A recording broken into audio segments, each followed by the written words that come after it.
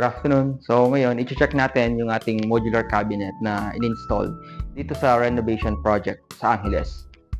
So dito sa side na to, ito yung pinaka main kitchen nila na ginawa natin. Medyo compact lang ang size niya and very limited talagang space. Aside pa dyan, meron pa silang available na cooktop na freestanding. So nabawas pa yan sa space ng cabinet. Pero ito na yung napagkasya, ito na yung na-maximize natin na space.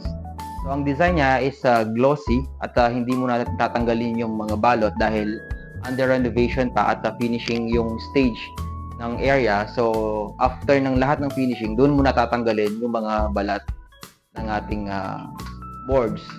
So, ito ginamitan natin sila ng continuous handle na aluminum. So, lahat ng mga handle niyan, naka-design siya na continuous, even itong sa pantry natin. So, yung pantry natin, basic lang. Hindi na tayo naglagay ng mga organizers. So, shelf lang siya pagdating sa loob. Pero, yan, syempre, mga soft close ang gamit natin. Dito naman sa island nito, before ito medyo masikip, so ang ginawa natin, naglagay tayo ng magandang spacing, kabilaan, para dun sa circulation ng ating kitchen island. So, meron tayong double tub na sink, and ang size nito is saktong-sakto para sa working area natin. At the same time, mayroon tayong bar table dun sa harapan. So, hindi mo natin tatanggalin yung balot nito dahil under renovation pa to at mag-finish pa sila. After ng finishing, dun ko ina-advise na tatanggalin.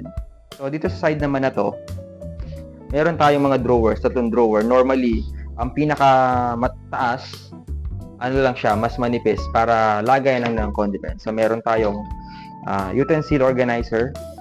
Then, dito naman sa side na to, meron tayong plate and casserole organizer.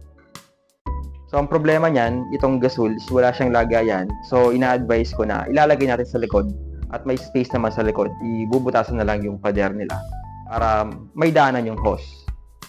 So, itong maliit na area naman ito, meron tayong condiments organizer para pag nagluluto, mas accessible yung mga condiments nila. So, ito mga basic storage lang naman ito.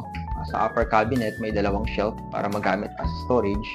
Then dito, ang purpose talaga nito is to conceal yung exhaust ng kanilang exhaust fan, yung plumbing.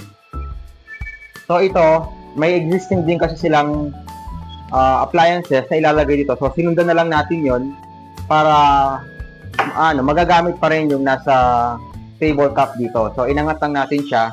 Then, nilagyan natin ng access ng wire para dun sa saksakan niya sa likod. So, yun yung ating project for this day. At sa mga nagpapagawa ng maliliit na kitchen, pwede nyo maging idea ito sa inyong kitchen cabinet.